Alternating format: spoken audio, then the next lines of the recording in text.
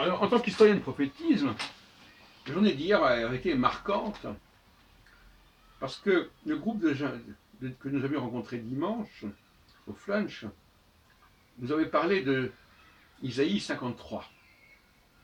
Ils voulaient absolument qu'on lise Isaïe 53.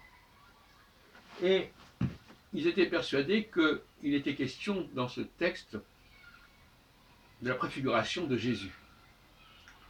On y montrait un personnage humilié, déconsidéré, persécuté, crucifié peut-être, je ne sais plus. Et alors c'est effectivement assez impressionnant. Et j'ai déjà dit dans une vidéo, mais j'aimerais bien le répéter parce que c'est assez frappant. Une des erreurs commises le plus souvent par les chrétiens dans leur exégèse des textes bibliques, c'est un défaut d'ailleurs récurrent, c'est de voir dans certains passages qui s'expriment de manière figurée des individus bien précis. Dans Jérémie 31, on parle d'une vierge, de la Vierge d'Israël. Et bien tout de suite, on dit, voilà, on dit de la Vierge d'Israël sortira un Messie. Eh bien, on dit, voilà, le Messie est né d'une vierge. Ce qui est une erreur énorme qui explique le Matthieu chapitre 1er. On fait naître Jésus d'une vierge parce qu'on a cru que Isaïe avait parlé, ou Jérémie avait parlé d'un Messie qui viendrait d'une vierge. Or, ça voulait dire simplement qu'il viendrait de la Vierge d'Israël, qui viendrait, c'était un Messie d'ailleurs c'est un Messie qui serait au service d'Israël, qu'on appelle le Messie fils de Joseph. Deuxième erreur, quand il regarde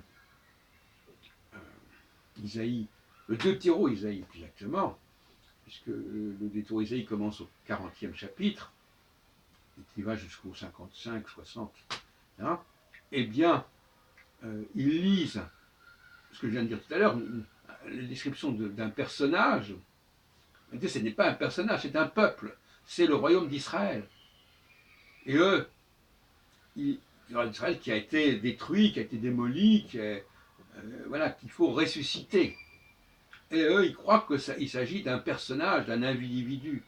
Et donc, dans les deux cas, ils se trompent de dimension et d'échelle. Alors, je vais les voir dimanche prochain, et je vais leur soumettre ma lecture, ce qui devrait leur faire un choc.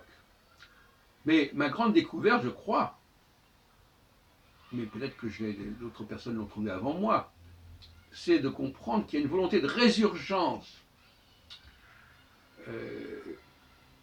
Le véritable messianisme, en réalité, celui qui est le plus remarquable en quelque sorte, c'est pas celui qui concerne la Judée, c'est celui qui concerne le royaume d'Israël. Parce que la Judée, bon, ça n'était pas très compliqué. On a déporté les Juifs en Babylone, après on les a ramenés avec l'édit de Cyrus, quelques décennies plus tard, pas longtemps vraiment.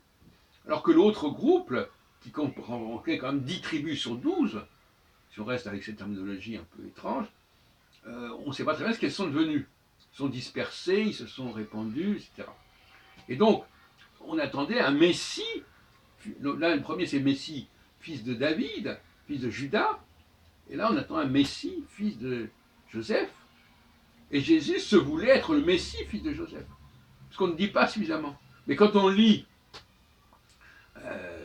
Isaïe 45, par exemple, on voit bien qu'on a substitué, on a réécrit l'histoire de Cyrus de manière presque hontée, ça, au profit du retour, non plus des Judéens, mais des Israélites, si on peut les appeler comme ça. Et alors j'avais déjà pressenti intuitivement, depuis très longtemps, l'importance du schisme entre le nord et le sud, mais je n'avais pas appréhendé toutes les dimensions, toutes les conséquences théologiques et messianiques. C'est chose faite.